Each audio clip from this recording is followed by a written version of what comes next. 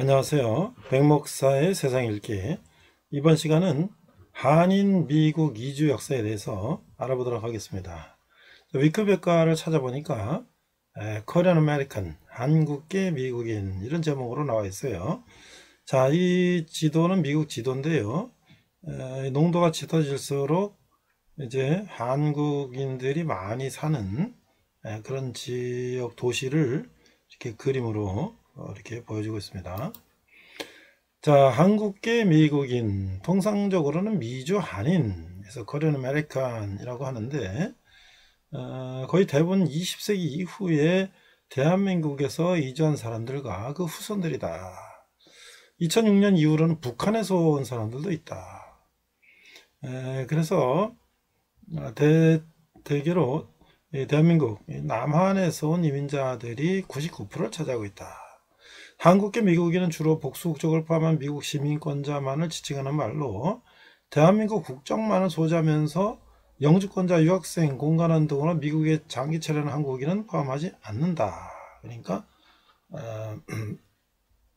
대한민국 국적 가진 사람 말고 미국 국적이나 또는 이제 한국과 미국 복수국적 가진 사람들 말하는 거예요.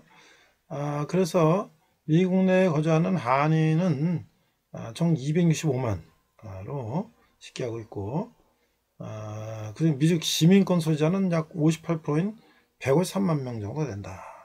이렇게 볼 수가 있어요. 자, 미국 인구조사국에서 2015년 기준 182만 2213명의 한국계 미국인이 거주하는 것으로 조사했는데, 오늘 미국 인구 1%를 차지한다. 주로 캘리포니아 서부 쪽이나 동부의 뉴욕이나 뉴저지 등에서 비율이 높다. 자, 인구 통계를 보면 대한민국 외교부는 2021년 말 기준으로 약 153만 명의 미국 시민을 한국계로 집계하고 있다. 그래서 이제 주로 이제 이민에 근거하고 있는 것인데, 이거는 이제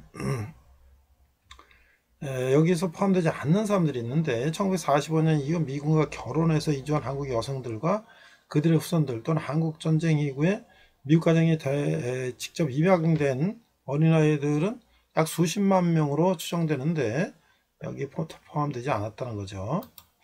숫자는 더 많다는 거죠. 군인이 배우자나 입양자 등은 처음부터 미국인 가족의 피부양자로서 입국했으므로 이민기관의 통계로 나타나기 힘들다. 그러니까 미국인으로 그냥 취급하니까 한인의 계산이 안 된다. 한국과 미국인이 많이 거주하는 주로는 캘리포니아, 뉴욕, 뉴저지 등이 있고 캘리포니아에 55만 7천 명 상당히 많이 살고요. 그 다음에 이제 하와이가 2만 3천 명 이렇게 집되어 있다.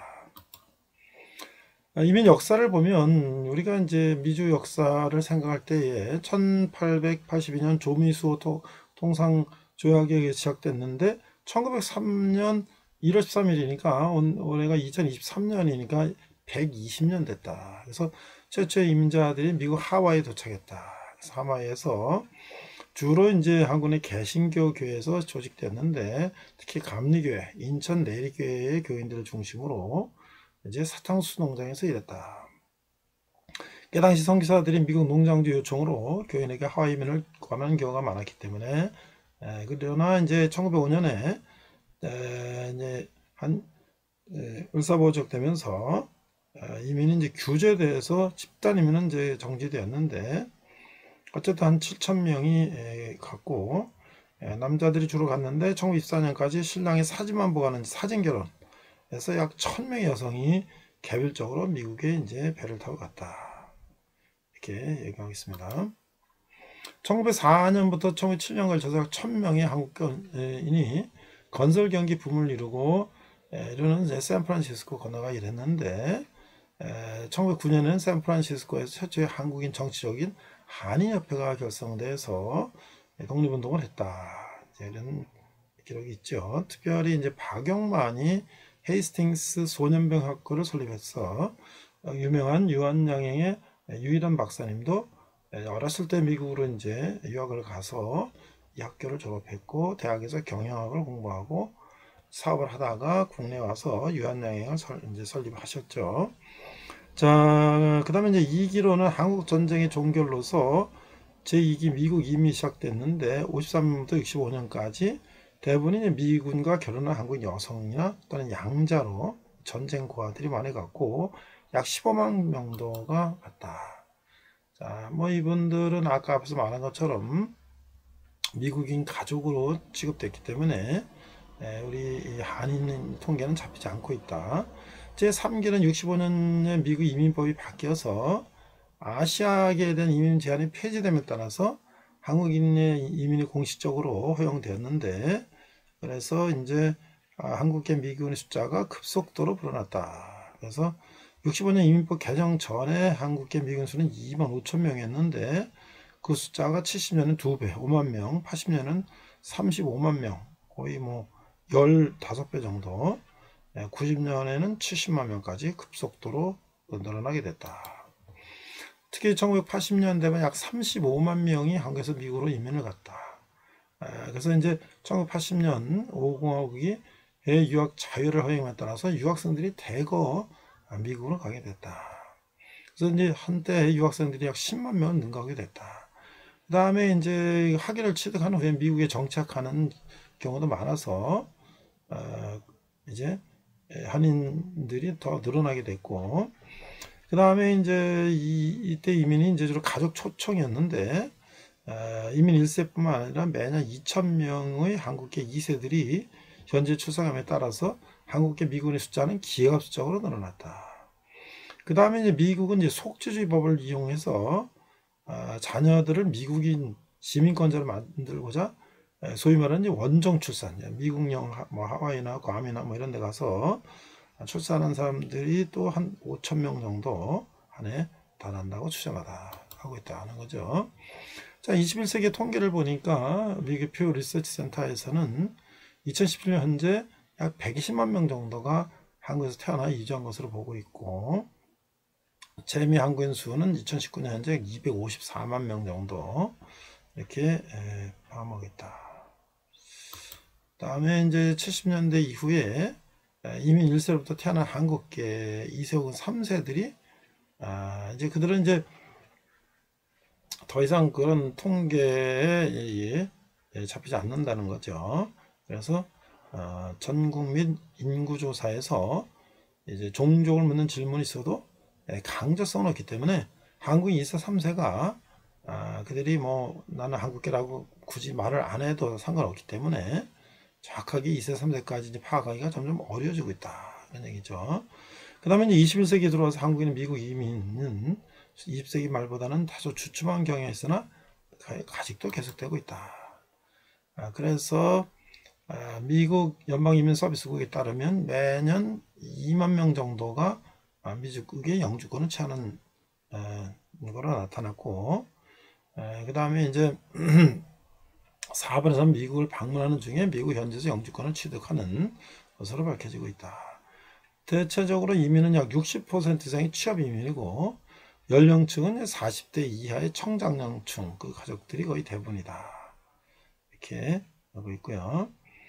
그래서 이제 한국계 미국인들 숫자가 늘어나면서 미국 각지의 도시는 한국계 미국인 밀집 조건 코리아타운이 형성되어 있는데, 미국의 이제 캘리포니아엔 로스앤젤레스 LA에 있고, 또 이제 샌프란시스코라든지 또 오렌지 카운티 등의 중소도시에 다수의 한국계 미국인들이 정착해 살고 있다.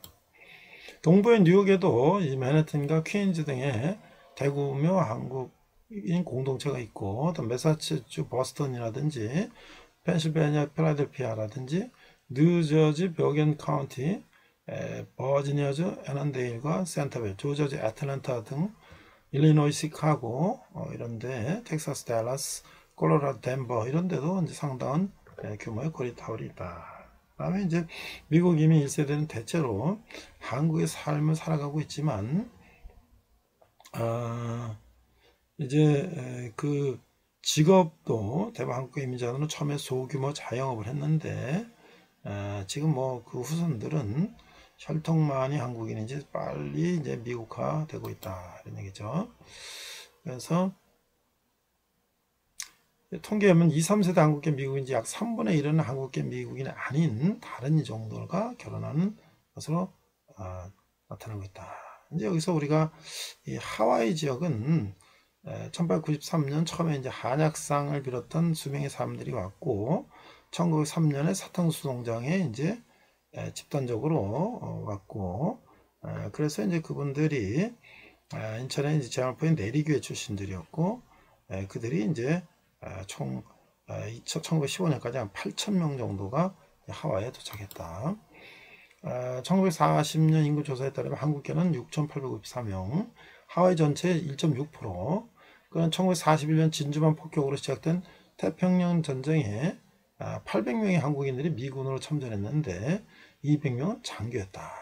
한국이 해방된 후 한국인 청년들이 한국의 미 군정에서 일할 수 있었는데 한국의 신부들을 데리고 하와이로 돌아왔다. 1940년대부터 한국인들이 전문직과 공공직으로 진출하기 시작했다. 그 다음에 이제 1945년부터 65년까지는 소수 이민자들이 들어왔는데 미군과 결혼 여성, 전쟁과 이런 사람들이 많이 왔고 앞서 얘기한 것처럼 이제 80년, 90년, 2000년대 와서 약 100만 명 가까운 이제 사람들이 이제 살게 됐다 그런 얘기죠. 2003년 하와이 인구의 민족별 인구 분포를 보면 하와이인계 혼혈이 22%, 백인이 20.5%, 일본이 18.3%, 필리핀 12.3%, 중국 4.2%, 한국이 1.9%. 전체 한국인 한인 인구는 약 34,000명이고 시민권자는 약 80%, 27,000명 정도 된다. 자, 문화는 기독교의 세력이 특히 강화해서 70%가 달한다. 특히 60%가 복음주교회를 비롯한 개신교 교단에 소속되어 있다. 뭐 이제 종교가 없거나 불교도 있지만 대체적으로 이제 그 기독교가 높은 것은 미국 한인 사회에서 기독교 교회가 그 교민의 커뮤니티의 역할을 하기 때문이다. 이렇게 보고 있죠. 뭐 어느 이제 가정에서 한국어를 사용하는지 여부에 따라 달라지는데 한인 1, 2세는 비교적 유창한 한국어를 구사하는 경우가 많으나 영어에 영향을 받아서 특이한 그 재미 한국어 방언을 사용하기도 하고 뭐 이제 병행하기도 하는데 한국의 미국인 사회는 양국의 문화를 서로의 국가에 소개한 중개자가 되기도 했다. 한국 요리는 한국의 미군에서 미국에 처음 소개됐고 로스앤젤레스 등 코리아타운을 중심으로 관련 점포가 분포하고 있다. 자, 이제 마지막으로 이제 저명한 사람들 보니까 저명 한국계 미군은 세계은행 총재였던 김용, 그다음에 1948년 다빈 금메달리스트는 세미리 박사, 분석 철학자 김재권, 물리학자 이휘소. 우리 이제 핵 폭탄을 만들 때 박정희 대통령 때 이제 참여했던 분이죠. 아시아인 최초로 연방공소법 판사구만 허버드 최나, 또 한국계 미군으로 처음 미국 의회에 당선된 김창준 씨라든지 여러분들이 있다. 그래서 이 지금 뭐 스포츠계에도 뭐 많은 사람들이 있고요. 그다음에 바이올리니스트의 장영주라든지 또는 뭐 미식 축구 선수인 하인즈 워드 같은 경우도 한국계 미국인 혼혈이다. 자, 이상 한인의 미주 역사 코리아 아메리칸에 대한 백 목사의 세상 읽겠습니다. 자, 오늘은 포로기한 5번째 시간으로서 그 느헤미야, 이거 이제 재건이죠. 재건. 부제는 한인의 미국 이주 역사라는 제목을 가지고 말씀을 나누고자 합니다. 먼저 본문은 느헤미야 6장 15절 한 절을 한글과 영어로 함께 자막을 보면서 읽도록 하겠습니다. 느헤미야 6장 15절 성벽 공사가 끝나다. 15절 성벽 역사가 52일 만에 아닌 엘룰월 25일에 끝나네. 이렇게 돼 있어요. 자, NASB 버전은 Nehemiah 6장 15절 So the wall was completed on the 25th of the month Elul in 52 days. 이렇게 돼 있어요. 자, 우리 느헤미야를 어떻게 읽을 것인가? 교회 개혁이란 무엇인가? 교회 개혁은 어떻게 이루어지는가? 교회 개혁의 결과는 무엇인가? 우리 느헤미야서에 나타난 이 이스라엘의 개혁 지도자 느헤미야의 사역을 통해서 이런 물음에 대한 답을 찾을 수가 있는 것입니다. 느헤미야는 페르시아 왕궁에서 왕의 술잔을 들던 이 고위 관료 출신으로 BC 444년 바벨론 포로 이후 세 번째이자 마지막 3차 기환의 지도자였던 것이죠. 느헤미야는 탁월한 지도력을 발휘해서 수많은 반대도 불구하고 52일 만에 무너진 예루살렘 성벽을 다시 재건했던 것이죠. 그리고 계속해서 백성들의 삶의 개혁과 부흥을 지도했던 거예요. 느헤미야서 1장 7절까지는 제3차 느헤미야의 귀환과 그 느헤미야 2장이죠. 예루살렘 성벽 재건, 느헤미야 3장에서 6장, 그리고 느헤미야 8장 13장까지는 성전과 성벽을 모두 재건한 공동체의 개혁과 회복에 대해서 종합적으로 이제 말씀하고 있어요. 그 느헤미야서는 에스라서와 밀접한 관계를 가지고 있는데, 에스라서의 주체가 성전 재건이라면 느헤미야서의 주제는 성벽 재건이다. 성전이 안전하게 보존되려면 성벽이 튼튼해야 된다. 하나님의 영광과 임재가 충만한 삶, 성전 재건을 살기 위해서는 성전을 둘러싸고 있는 이 성벽, 그 은혜의 외적인 이 수단을 튼튼히 해야 하는 것이죠. 따라서 성벽 재건의 영적 의미는 무엇보다 하나님의 말씀을 재건하는 것이다 라고 할 수가 있는 것입니다. 하나님의 말씀을 바르게 이해하고 잘못된 교리를 부숴내고 바른 진리를 찾아내는 것이 바로 개혁이다. 개혁은 하나님의 말씀의 개혁인 것이죠. 무너진 하나님의 진리를 다시 찾아내서 바르게 수리하고 건축하는 것이 개혁이다. 11세기 종교개혁은 하나님의 말씀을 되찾은 대표적인 개혁운동이었다라고 할 수가 있는 것입니다. 교회개혁은 언제나 하나님의 말씀으로 시작되는 것이죠. 그리고 하나님의 말씀의 회복은 단순한 교리와 진리의 회복으로 그치지 않고 하나님 백성들의 삶의 모든 영역으로 확산이 된다고 하는 거예요. 그래 하나님의 백성은 불신 세상과 타협하지 않고 하나님의 말씀에 기초한 구별된 삶, 거룩한 삶을 살게 된다고 하는 것이죠. 그렇지만 개혁은 단 한 번에 이루어지지 않는 것이고, 느헤미야서가 벌어진 것처럼 개혁은 지속적으로 이루어진다라고 할 수 있는 거예요. 개혁된 교회는 계속 개혁되어야 한다라고 할 수가 있는 거죠. 자, 우리가 느헤미야를 한눈에 보면 개헌은 이 재건이다. 재건, reconstruction.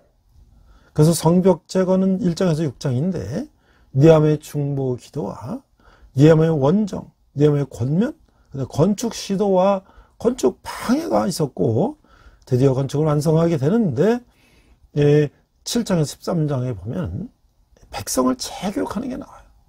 그래서 남은 자를 재파악하고 율법 교육을 하고 예수를 통해서 백성의 회개와 헌신을 결단하고 예루살렘 성에 거주하는 이 주민과 그 다음에 성벽의 봉헌, 느헤미야의 개혁이 이루어지고 있는 것이죠. 자, 우리가 이제 줄거리를 하나씩 찾아보기로 하면 느헤미야는 행동하는 믿음의 사람이었다. 그의 신앙은 구심성과 원심성을 균형 있게 갖춘 사람이었다. 그는 믿는 대로 실천하는 사람이라고 할 수가 있죠. 느헤미야서는 이 페르시아의 아닥사스다 1세를 위한 이 술 맡은 관원장이었다. 술 맡은 관원장이라는 것은 임금에 가장 충성스럽고 믿을 수 있는 관료를 말하는 것이죠. 임금이 마실 술을 미리 먼저 먹고 이제 독이 들었나 안 들었나를 이제 분별하는 것이니까 아무나 맡기는 게 아니죠. 자, 느헤미야서는 에스라가 예루살렘으로 돌아간 지 약 12년, 그리고 스룹바벨이 예루살렘으로 돌아간 지 약 90년이 지난 후에 예루살렘의 황폐한 상태에 대한 소식을 듣고 그 마음이 초조하고 근심에 쌓이게 되었어요. 그래서 기도하면서 왕에게 접근하여 예루살렘에 갈 수 있도록 허락을 받아내는 것이죠. 돌아온 느헤미야는 폐허를 돌아보고 BC 444년에 성벽 재건을 시작하게 되는 거예요. 그게 바로 1장에서 3장의 내용이죠. 건축하는 사람들은 사반으로부터 맹렬한 반대를 만나게 되는 거예요. 내면은 기도와 행동으로서 흔들림 없이 저항을 하게 되는 거예요. 그는 여러 가지 사회적 개혁을 실행하며 성벽 건축을 완성하게 되는 것이죠. 그것이 이제 4장에서 6장의 이야기예요. 인구조사가 실시되고 에스라가 율법을 공개적으로 낭독하고 초막절을 지키며 회개의 금식을 행하고 율법에 순종하겠다는 언약에 이 서명을 하게 되는데 그것이 7장에서 10장이죠. 예루살렘의 백성이 살도록 배치하고 성벽을 봉헌하며 큰 기쁨과 감사의 제사를 드리게 되는데 그것이 11장에서 12장이죠. 내면은 페르시아의 아닥사스다 왕에게 돌아오고 그 다음에 두 번째로 다시 예루살렘을 방문하게 되는 것이죠. 두 번째 방문 기간 동안 그는 좀 더 많은 개혁을 이제 수행하게 되는데 그게 바로 13장이다 하는 거죠. 그러니까 느헤미야 1장을 보니까 당시 느헤미야는 바사왕 페르시아 왕 아닥사스다의 그 술 맡은 관원장이었는데 이 직책은 왕에게 올리는 모든 술에 독이 있는지 없는지를 확인하는 자리이기 때문에 왕의 절대적인 신을 받는 자리고 매일 왕에게 가까이 나갈 수 있는 높은 신분이었다고 하는 거예요. 우리가 말하는 보통 술 따라주는 바텐더가 아니라고 하는 거예요.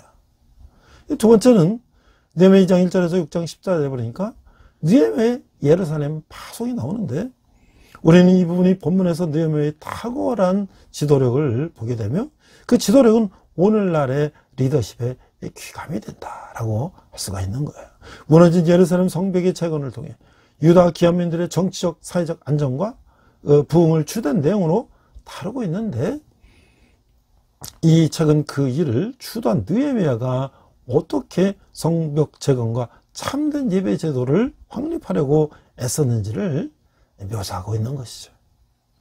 이 같은 과정에서 나타난 느헤미야의 탁월한 지도력은 오늘날의 지도자들이 본봐야 할 모범이다 라고 할 수가 있는 거예요. 우리가 그를 본받아야 한다고 하는 것이죠.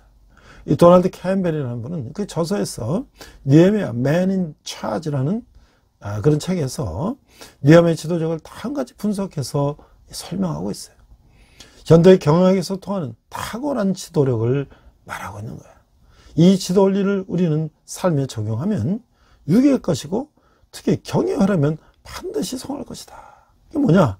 느헤미야는 먼저 일을 시작하기 전에 첫 번째 성취 가능한 목표를 세웠다.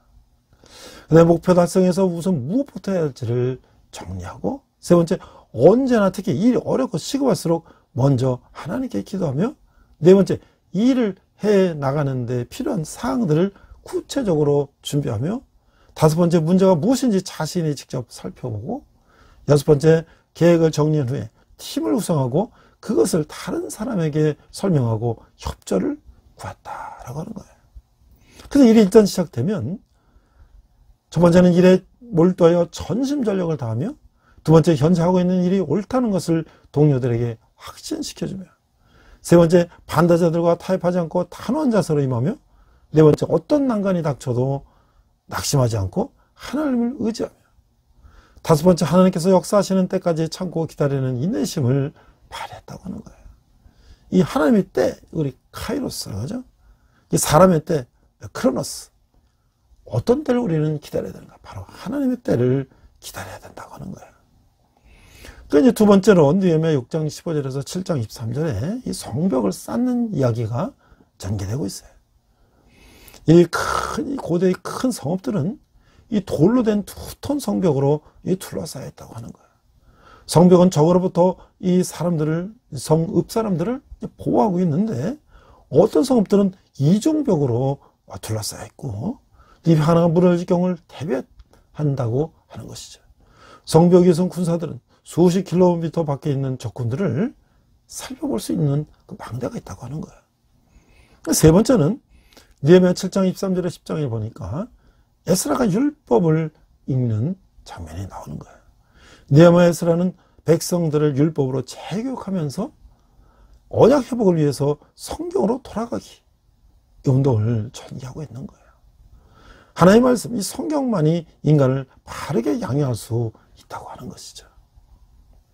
느헤미야서 11장 1절에서 12장 3절을 보면 이제 귀향민들이 정착하기 시작하는 거죠. 거주자들의 명단이 나오고 이 성전을 이제 봉헌하게 되는 것이죠. 다섯 번째 느헤미야 12장 31에서 47절을 보니까 성벽을 완성하고 봉헌하며 감사 예배를 드리는 거예요. 각기 찬양한다 이끄는 두 행렬이 반대 방향으로 성벽을 걸어서 성전지대에서 만나서 감사와 제사로 이제 끝을 맺는 거예요. 즐거운 축제 소리가 멀리까지 들리고 그런 감격으로 다는 이 시편은 이렇게 여호와를 찬양하고 있어요.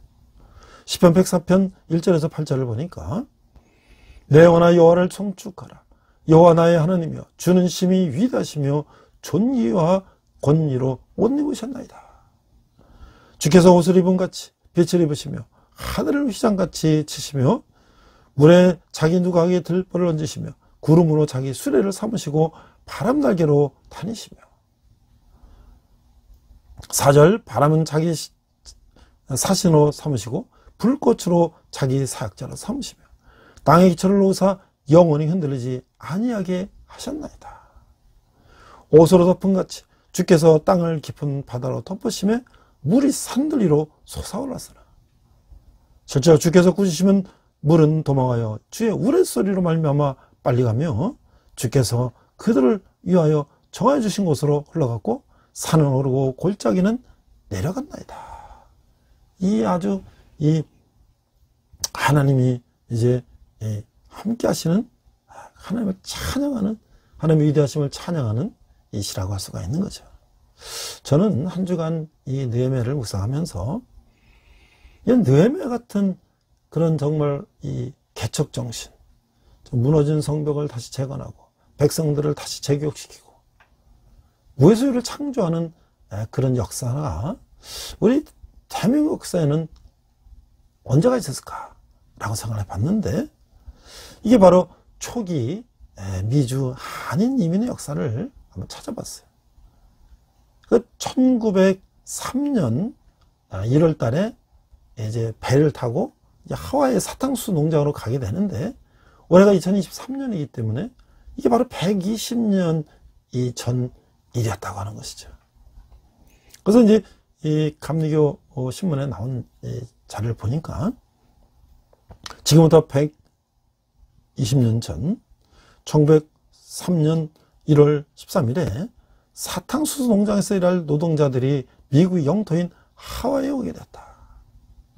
한국이 미국과 수교한 지 20년 만에 이곳에 어린이를 포함한 102명의 한인들이 정식으로 이민 오게 된 것은 우연한 일이 아니다고 할 수가 있다. 왜냐면 거기에는 하와이 사탕수수 농장주들의 요청과 이들을 도와준 감리교 선교사가 있었기 때문이다.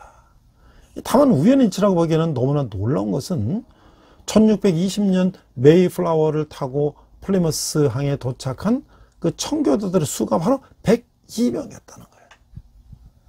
이들이 배 안에서 뿐 아니라 매사추세츠에 도착하자마자 예배를 드리고 믿음의 공동체를 이뤘다는 것이 첫 한인들의 이민과 똑같다는 거예요. 어떻게 그렇게 됐을까? 이것은 바로 하나님의 섭리가 아닐까라고 말씀하고 있는 거예요. 하와이의 미국의 기업인들이 들어가서 본격적으로 사탕수수를 재배하게 된 것은 19세기 중반부터인데 기업이 번창하여 한때는 설탕 수출이 하와이 총 수출의 95%나 차지할 때가 있었다고 하는 거예요.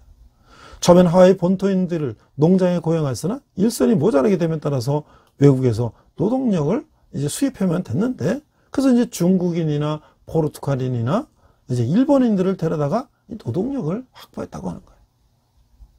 그러나 특히 중국인들이 하와이뿐만 아니라 미국 본토에까지 많이 밀려와 일함에 따라서 이들을 두려워한 이 영반 정부는 1882년 5월 6일에 Chinese Exclusion Act, 중국 사람들을 이제 배제하는 그런 악법을 만들어서 앞으로 10년 동안 중국인들이 이민을 이제 금지했다는 거예요. 다시 이 법을 수정하여 계속 그들의 이민을 막아왔다고 하는 거예요. 그래 노동력 부족 현상이 일어난 하와이에서는 1890년대를 전후해서 많은 일본인들이 와서 이제 농장에서 노동을 하게 됐는데 그러나 이들이 그 수가 늘어남에 따라서 동맹 파업을 하고 또 자주하고 노동장주들을 아주 곤혹스럽게 만들었다는 거예요. 그뿐만 아니라 이들이 고용계획을 마치면 임금이 더 높고 노동 환경이 더 나은 본토 즉 캘리포니아 주로 이주함에 따라서 하와이 사탕수수 농장에는 노동력이 계속 부족하게 됐다. 이러한 문제를 해결하기 위해서 농장주들은 한국에서 노동력을 수입할 계획을 세웠던 것이다. 그래서 사탕수수 농장주 협회 이사회는 때마침 휴가라도 고향인 톨레도 오하이오에 왔다가 한국으로 돌아가는 알렌 공사를 이제 하와이에 초청해서 그의 도움을 청하기로 했다는 거예요. 알렌은 잘 알려진 대로 한국인 최초의 장로교 의료 선교사로서 이 갑신정변 때 부상을 입고 거의 죽게 됐던 그 민비 명성황후의 이 조카인 민용익을 살려줌으로써 이제 조정의 신임 얻은 인물이라는 거죠. 그래서는 알렌이 조정이 그런 인물이라는 것을 잘 알고 있었기 때문에 그 도움을 요청하겠어요. 알렌은 그들의 얘기를 듣고 한국에서 이민 노동자들을 모집하여 보내주기로 이제 하게 됐다는 거예요. 그래 한국에 돌아온 즉시 고종을 아련하고 하와이 사탕수수 농장들 주들의 뜻을 전하고 그의 허가를 이제 윤허를 받아냈다라고 하는 거예요. 이제 이민을 모집하여 보낸 일을 한 사람을 찾는 중에 같은 오하이오주 출신으로 한국에서 여러 가지 사업을 하고 있는 되실러라고 하는 사람을 만나서 이민 업무를 이제 맡겼다는 거예요. 정부에서도 수민원이라고 해서 이 기구를 의정부에 새로 만들어 의정부라는 건 이제 정부 이 내각 조직을 말하는 거죠. 민영원으로 하여금 그 총재직을 맡게 해서 여건 발급 업무를 담당하도록 했는데 대신에는 곧 농장주 협회에서 보내준 돈 25,000달러를 자본금으로 해서 대실러 은행을 설립함과 동시에 바로 내리감리교 인천에 이제 아펜젤로 선교사님이 처음 와서 세웠던 그 내리감리교회 옆에다가 이제 그 동서 개발 회사를 차리고 이민 업무를 시작했다. 근데 지금 그게 이제 내리교회 감리교회 이제 교육관이 돼 있다는 거예요. 그 옛날 그 건물이 그대로 있다는 거죠. 그러나 그 일은 그리 쉽지 않았다. 이민 행하는 사람들이 없었기 때문이다. 조상의 묘를 등지고 바닷길로 열흘이 넘는 먼 길을 떠나야 하는 것은 천하의 불효자식이나 할 수 있는 일이었다라고 하는 거예요. 이때 그 어려움을 해결한 주사비인데 바로 누구냐면 내리 감리교회 담임 목사로 사임하고 있는 존스 목사님이 그분이었다는 거예요. 그러니까 사랑하는 한국인들의 생활이 궁핍하고 경제적으로나 정치적으로나 어려움을 겪고 있는 것을 볼 때 그런 이 기회가 그들을 조금이나마 도울 수 있는 일이라고 생각해서 이민을 장려하고 나섰다는 거예요. 그런 이민 모집에 광고에 있는 대로 미국에 가면 학교는 무료며 영구적인 직업을 얻기가 쉬우며 법률의 재반 보호를 받을 뿐만 아니라 대한돈으로 57원가량 약 15달러라고 하는 거예요. 매달 받으며 농부들이 유숙하는 집과 나무, 땔감과 식수와 병을 치료하는 경비는 주인이 직접 지불한다 말하면서 이민을 장려했다고 하는 거예요. 이런 내리감리교회 교인들 가운데 많은 사람들이 이민의 길에 떠올랐다고 하는 거예요. 인천에서 존스 목사의 전송을 받으며 떠난 50여 명의 감리교인들은 일본 나가사키에서 배를 갈아타고 하와이로 가는 동안 배에서 매일 예배를 보고 항해했다는 거예요. 그 첫 배에는 내리 감리교회의 안정수 권사와 김희재 권사가 타고 있었기 때문에 그러므로 한인 감리교회의 시작은 태평양에서 이루어졌다고 이제 할 수가 있는 것이죠. 이들이 호놀룰루에 도착했을 때 미리 존스 목사의 연락을 받고 나온 피어슨 하와이 감리사가 마중을 받았다. 하와이에서 신체 검사를 다시 받고 마지막으로 하와이 땅을 밟은 사람은 모두 86명. 남자가 48, 여자가 부인이 16, 자녀가 22명이었다. 이들은 곧 오하우 섬의 웨알라 플랜테이션 이 농장에 있는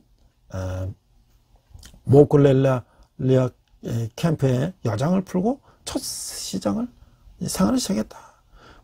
물론 첫 감리교회 예배에 쳐서도 이곳에 세워졌던 것이고 이민행렬은 1905년 을사부화적으로 한국이 국권을 잃은 때까지 계속되었다는 거예요. 이민자들 속에 계속 기독교인들이 있었기 때문에 한인들이 있던 캠프에는 어디에서나 예배 처소가 있었다고 하는 거예요. 이들이 곧 한인 감리교회의 모태가 된 믿음의 공동체였고 하와이는 장로교회가 선교를 하지 않았기 때문에 한국에서는 장로교회 교인들도 자연히 모두 감리교인이 됐다고 하는 거예요. 초창기에 성공회도 있었으나 그 새는 약화했다고 하는 것이죠. 농장주들은 한인 노동자들이 무엇보다 교회를 먼저 세우고 주일마다 예배를 드리는 것을 아주 기뻐했다고 하는 거예요. 존스 목사의 1905년 보고에 의하면 하와이 한인들의 3분의 1이 신앙 고백을 한 기독교 교인이었다라고 하는 것이에요. 하와이 교회의 공적인 통계에 의하면 1905년에 모든 하와이 감리교인들 중에 65%가 한국인이었으며 1910년에는 68%가 한국인이었다고 하는 거예요. 이렇듯 한인 감리교회는 활발하게 사역하던 교회였고요. 당시 한국에서 훈련을 잘 받은 평신도 지도자들이 많았기 때문에 감리교회는 번성한 수가 있었다고 하는 거예요. 그러므로 초기 미주 한인 이민의 역사는 곧 감리교회의 역사라고 말할 수가 있다고 하는 거예요. 따라서 우리는 이제 이 120년의 역사를 가진 자랑스러운 교회로 자라가고 있다. 초창기에 감리교들의 열정을 우리가 지금 어떻게 계속 가지고 나갈지 이 얘기를 통해 다시 한번 생각해 보는 게 좋겠다. 이게 바로 김찬회 박사라는 분이 클레이먼트 신학대원 명예교수님인데 캘리포니아에 있는 이분이 이런 이민의 역사를 썼는데 되게 중요한 것이 뭐냐면 해방 이후에 이승만 대통령에게 이 하와이 교민들이 돈을 모아가지고 이제 대학을 세우자 달라 그래서 그게 바로 이제 인천에 있는 인하대학교라는 거예요. 인하대학이라면 이 인천의 인자하고 하와이 하자를 붙여서 이 인하대학교가 됐다는 것이죠.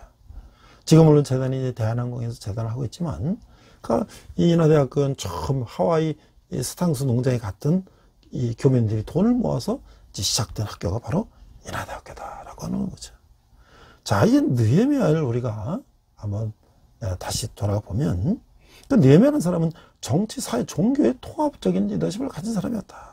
자, 느헤미야는 이제 포로였지만 바사왕 아닥사스다의 측근이 되었을 만큼 성공한 사람이었고, 그렇지만 그는 자신의 처지에 만족하지 않고 하나님의 최측근이 되기로 결심했다고 하는 거예요. 이스라엘 회복을 약속하신 하나님 일에 최고의 관심이 있었기 때문이다. 느헤미야는 바사 장교들과 기마병들의 호의를 받으며 예루살렘에 도착했어요. 이것은 그가 그동안 페르시아 왕에게 얼마나 헌신적이었고 또 왕의 배려를 받을 만큼 신뢰를 받았는가를 보여주고 있는 것이죠. 또한 대적들보다 끊임없는 방해를 받았음에도 불구하고 52일 만에 성벽을 재건하는 뛰어난 행정 능력을 보였다고 하는 거예요. 그런 백성들의 복지 문제에 영향을 주는 여러 가지 경제적인 사회 경제 문제들까지도 훌륭하게 처리했던 것이에요. 그의 주된 관심은 이스라엘 공동체의 신앙 회복에 있었던 것이죠. 에사를 통해 율법을 교육하도록 했고 초막절을 다시 지키며 금시기를 선포했어요. 그는 성벽 재건은 물론 신앙적인 개혁을 시도했어요. 아몬 사람 도비아를 성전에 따님 방에서 내쫓아버렸고 레인들의 생계를 보장해 주었으며 안식일을 거룩하게 지키기 위해서 규례를 만들었어요. 나아가 이방인과의 통혼을 금지했고 총독 느헤미야는 포로에게 연약한 유대 공동체를 외형적으로나 정신적으로 강하게 만들었고 포로된 땅에서 안주하는 백성이 아니라 언약 백성임을 일깨운 리더였다라고 하는 거예요. 그는 정치사회는 물론 종교적인 면에서도 이스라엘을 재건한 리더였다라고 하는 것이죠. 우리는 이제 자기 권리를 포기하는 우리가 지도자가 되어야 된다라고 하는 거예요. 실패하는 지도자는 늘 나는 권리를 가졌다라고 말하는 거예요. 그러나 성공하는 지도자는 나는 책임을 가졌다라고 말한다는 것이에요. 느헤미야는 많은 권리를 가진 지도자였어요. 그러나 그는 12년간 총독직에 있었는데 그는 그 땅에서 가장 중요한 인물이었어요. 그는 1인자였어요. 그리고 그를 감독할 권한을 가진 이 아닥사스다 왕은 8,800마일이나 떨어진 먼 곳에 있었어요. 그러나 그는 자신의 권력을 남용하지 않았고 당시 백성들은 기근 가운데 있었고 식량을 얻기에 땅을 자동 잡히고 음식을 사했어요. 이전에 이 전임 총독들은 만약 땅을 내놓으면 식량을 주겠다라고 했어요. 그러나 이제 느헤미야 5장 15절에 보니까 나보다 먼저 있었던 총독들은 백성에게서 양식과 포도주와 또 은 40세겔을 그들에서 빼앗았고 또한 그들의 종자들도 백성을 압제하였으나 나는 하나님을 경외함으로 이같이 행하지 아니하고 자기 권리를 포기했다는 거예요. 그래서 자신이 작은 제국을 구축하기 시작했는데 이전 총독들은 그들의 지혜와 특권을 이용해서 살인 사형을 취했어요. 그러나 느헤미야는 나는 그런 일을 하지 않았다라고 말하고 있는 거예요. 왜 그랬을까요? 하나님을 경외하고 백성을 사랑했기 때문이다. 그래서 그는 힘을 다하여 역사의 마음을 쏟았어요. 그에게 이혼의 갈등을 셈할 시간이 없었어요. 그는 하나님이 그때 주신 일을 헌신했어요. 만약 느헤미야가 다른 전임 총독이 했던 것 같이 투기와 금융, 재산을 늘리기에 바빴다면 예루살렘 성벽이 그렇게 신속히 건설될 수는 없었을 것이다 라고 하는 거예요. 총독에게 주어지는 이 노기, 월급이 느헤미야에게도 주어졌어요. 그러나 그는 백성의 부역이 충함을 보고 총독의 월급을 요구하지 않았다고 하는 거예요. 그래서 느헤미야 5장 14절에 18절에 대해서 바울은 고린도서 9장 12절에서 다른 이들은 너에게 이런 권리를 가졌거늘 하물며 우리 일까 보냐. 그러나 우리가 이 권리를 쓰지 아니하고 보험사에 참는 것은 그리스도의 복음에 아무 장애가 없게 하려 함이라. 바울도 이제 그렇게 느헤미야처럼 얘기했던 것이죠. 바울도 느헤미야도 지도자이기 때문에 기꺼이 자신의 자유와 권리를 제한했다는 것이죠. 자, 그래서 이제 네 번째 보니까 느헤미야 13장 1절에서 20절 보니까 이제 돌아온 느헤미야. 예루살렘으로 돌아온 느헤미야는 자신이 세운 규정들이 조롱거리로 전락하였음을 알게 됐어요. 그는 이전에 창고 하나를 따로 마련하여 11조와 성전을 바친 예물들을 안전하게 가놓도록 하고 조치한 적이 있었어요. 그런데 그 방은 도비아라는 이 개인이 사용하는 공간을 밖에 있었어요. 느헤미야는 도비아가 그런 특권 얻게 된 경위를 알고 분노해서 즉시 그 일을 질책하는 거예요. 그러나 이것은 빙산의 일각이었어요. 느헤미야는 성전이 원활하게 운영될 수 있도록 여러 가지 조치를 마련해 나갔어요. 근데 이제는 그 조치들이 무용지물이 되어 있었어요. 결국 그 때문에 레위인들은 호구지책을 간구하고자 자신들이 밭으로 돌아가 일하고 있어요. 이 레위인들은 성전을 지키는 목회자 같은 사람들인데 먹을 게 없으니까 그들이 밭에 가서 농사를 하고 제사 지내는 일을 이제 포기했다는 것이죠. 느헤미야는 자신이 정해놓았던 규정들을 회복시키게 하는 거예요. 그 결과 그가 처음 의도했던 그대로 성전 제사가 이루어지게 되는 거예요. 그러나 얼마 되지 않아서 다른 악행이 나타났는데 사람들이 안식일 규례를 대놓고 모욕을 하는 거예요. 자, 그래서 이제 느헤미야 13장 15절에 20절에는 바로 예수님이 성전 청결하는 것 같은 장면이 나오는 거죠.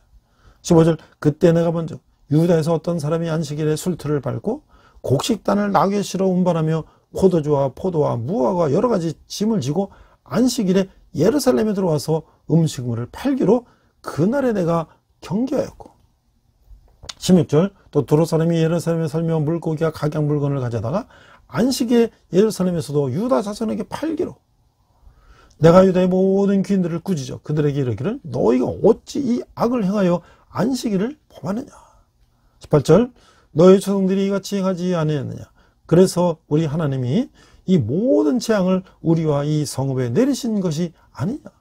그럼에도 불구하고 너희가 안식일을 범하여 진노가 이스라엘에게 더욱 심하게 임하도록 하는도다 하고 19절, 안식일 전 예루살렘 성문이 어두워갈 때에 내가 성문을 닫고 안식일이 지나가기 전에 열지 말라 하고 나를 따르는 종자 몇을 성물마다 세워 안식일에는 아무 짐도 들어오지 못하게 하였으므로 20절, 장사꾼들과 각양 물건 파는 자들이 한두 번 예루살렘 성 밖에서 참으로 내가 그들을 경계하여 이르기를 너희가 어찌하여 성문에서 자느냐. 다시 같이 하면 내가 잡으리라 했더니 그부터는 안식일에 그들이 다시 오지 아니하느니라. 21절, 내가 또 레위 사람들에게 몸을 청결히 하고 와서 성문을 지켜서 안식일을 거룩하게 하라 하였느니라. 내 하나님이여 나를 위하여 이 일도 기억 없이고 주의 크신 은혜대로 나를 아끼시옵소서. 참 이 느헤미야의 그 정말 이 개혁 정신이 얼마나 철저하게 이루어졌는가를 알 수가 있는 것이야. 이스라엘 백성에서 성전은 대단히 중요한 장소였어요. 그것은 하나님이 인정하는 곳이기 때문이죠. 성전의 모독은 곧 신성모독인 거예요. 그런 성전을 청소하신 예수님을 오히려 신성모독죄로 이제 유대인들과 제사장들은 처형을 하게 되는 것이죠. 기양기의 이제 역사의 특성을 보면 에스라는 이 회복의 책이다. restoration. 그 느헤미야는 재건의 책이다. reconstruction. 그 에스더는 뭐예요? 보존의 책이다. 이스라엘 백성들을 살려서 보존하기 위한 preservation. 이런 역사가 바로 귀한 시대에 중요한 에스라, 느헤미야, 에스더서라는 거예요.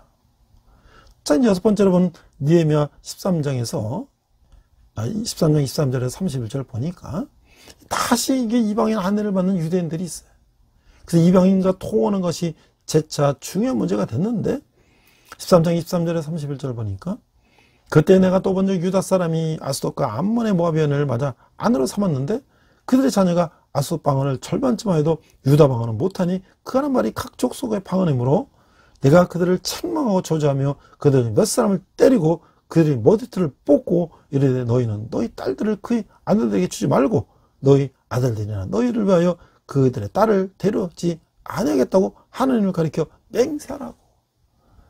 자, 이게 이제 에스라와 느헤미야의 그 리더십의 차이인데요. 그 이방 여인들과 통혼을 하고 이방 자식을 낳고 이런 모습을 볼 때 에스라는 너무나게 아주 막 정말 안타까워서 자기 머리털을 뜯는 거야. 자기 머리 뜯고 막 그걸 정말 막 안타까워하는데 느헤미야란 말이 그놈들 머리털을 뜯는 거야. 그만큼 느헤미야는 아주 적극적인 그런 리더십을 가졌다라고 하는 것이죠. 자, 이제 우리가 마지막으로 그 느헤미야의 이 격려를 우리가 한번 생각해 보면 그 놀라운 지도력을 보였던 느헤미야가 오늘날 우리 리더들에게 들려주는 이 마지막 이 교훈을 우리가 한번 귀담아 들어보자라는 거예요. 첫 번째는 뭐냐면 첫 번째 격려는 남에게 도움을 청하는 것이 쉬운 일은 아니다. 내 경우에도 원하는 것을 왕에게 아뢰는 것이 결코 쉽지가 않았다. 하지만 불안감이나 자격심 또는 두려움 이유로 도움을 요청할 생각도 하지 않고 혼자서 하려 들지 말라고 하는 거야. 이 땅에는 적절할 때 적절한 방법으로 우리를 도우려고 준비된 하나님의 사람들이 얼마든지 많다고 하는 거야. 자네들이 모르는 사람 가운데 있다고 하는 거야. 두 번째 격려는 뭐냐면 모든 사람이 다 자신을 도와주려고 기대하지 말라고 하는 거야. 내가 예루살렘에 도착했을 때 모든 사람이 내 편인 것 같았어. 그러나 성의 지도자들은 나의 리더십과 비전에 공감했어. 성을 재건하기 시작할 때까지도 모든 사람이 나와 뜻을 같이 할 준비가 되어 있다고 생각을 했었는데 그러나 하나님의 역사에 그들이 동참하려 하지 않는 걸 보고서 놀라움 금치 못했다고 하는 거예요. 비전이 얼마나 위대하다, 일이 얼마나 진척된 간에 반대하는 무리가 반드시 있다는 것을 명심하라고 하는 거예요. 그들이 협조할 때까지 기다리지 말고 계속 전진해 나가게 라고 하는 게 두 번째 격려였고, 이제 마지막으로 세 번째 격려는 정작 필요한 것은 기적이 아니라 서로의 힘일 때가 많다네. 하나님은 우리에게 필요한 것을 이미 공급해 주셨거든. 우리가 할 일은 단지 힘을 합치는 것이다. 나의 지도력이 아니었다면 백성들은 계속 두려움에 떨며 아무것도 하지 않으려고 했을 거다. 반대로 백성들이 힘껏 일해주지 않았더라면 성은 아직도 폐허로 남아있었겠지. 자네들이 뛰는 경주도 마찬가지야. 아무리 잘 달려도 혼자서는 결코 달릴 수 없는 경기가 인생 마라톤이라네 라고 이제 느헤미야는 우리들에게 이런 조언을 하고 있는 거예요. 저는 이번 이제 추석을 맞이해서 이제 우리 이제 군대에 있는 형제들이 이제 집에도 못 가고 이제 추석이 있는데, 평소에는 이제 우리 교회에 나오는 용사들만 이렇게 간식을 제공하지만 제가 항상 명절이나 이럴 때, 추석이나 설날이나 성탄절이나 항상 이럴 때, 뭐 6.25 때나 뭐 이럴 때 보면 교회에 안 나오지만은 하여튼 다른 종교 활동을 가지만은 이 군대 안에 있는 형제들에게 전부 다 이제 뭐 햄버거나 뭐 이런 걸 다 이제 제가 위문품을 지급을 하는 거예요. 그들은 어디서 누가 이 햄버거 선물을 주는지를 알죠. 교회에서 목사님에게 준다는 걸 알죠. 그런데 우리가 평소에 이제 후원받은 10만 원짜리 몇 개 가지고는 매주 이제 우리 간식 주는 거로 급급한데, 한 번에 이제 그것도 전 인원을 갖다가 이걸 하려면 이 돈이 이제 필요한 거예요. 그래서 처음에 제가 이제 어떻게 이거를 해야 되나 해서 온누리교회 군성교회에 이제 제가 찾아갔어요. 제가 온누리교회를 다녔지만 여러 기도 모임이 나왔지만 제가 온누리교회 다닐 때는 군성교 사역을 하지 않았기 때문에 군성교 TV에 가지 않았었는데 제가 일부러 연락해서 목요일날 저녁 군선교 이제 기도회 모임에 갔어요. 말씀드렸죠. 전방에 있는 조그만 부대에 여기도 좀 관심을 가져달라. 뭐 큰 부대 뭐 이런 데도 있지만 근데 찾아온 사람도 많을 텐데 우리 같이 전방이 조그만 이 군대 교회는 아무도 찾는 사람 없기 때문에 여러분들이 좀 도와주면 좋겠다. 그래서 이제 연말에 성탄절 때 이제 군선교 팀이 와서 정말 전방에 작은 교회 와서 이제 CCM 찬양 가수도 초대하고 또 햄버거 준비하고 간식도 준비해갖고 그렇게 해서 너무 감사한 거예요. 너무 감사해요. 그런데 그렇게 이제 거의 이제 10년, 12년이 지났어요. 올 추석도 이제 가까우는데 아무도 연락이 안 오는 거지. 다 경제가 어렵고 다들 어렵죠. 그래서 제가 또 항상 하다가 다시 군선교 팀에 온누리교회 군선교대회하고 장로님이 다시 연락을 했어요. 장로님, 지금 이제 추석은 다가오고 아무도 연락이 안 오는데 정말 우리 군대에 있는 용사들 전원에게 그들이 교회를 나오든 안 나오든 뭐 다른 종교를 가든 이 추석 때 유엔품 햄버거 좀 주고 싶은데 좀 지원해 줄 수 있겠습니까? 그랬더니 바로 연락이 왔어요. 지원해 주겠다고. 그래서 이제 이번 추석 때도 우리 전용사들에게 사실 뭐 보잘것없지만 사제 햄버거를 음료수와 같이 지급하게 됐어요. 그러니까 하나님께서 이 은혜죠. 그들은 교회를 안 나오지만 이게 어디서 이런 사제 햄버거를 우리에게 선물하는가를 그들은 알고 먹게 되는 것이죠. 하나님의 은혜가 이런 것이죠. 우리가 개척 정신을 가지고 나아갈 때 하나님은 불가능이 없어 하나님이 우리를 도와주신다. 또 이 햄버거를 먹었는 형제들이 언젠가 그들이 어느 때 하나님의 때에 그들은 주님 앞에 다시 나올 것을 저는 믿습니다. 기도하겠습니다. 하나님 아버지 은혜를 감사합니다.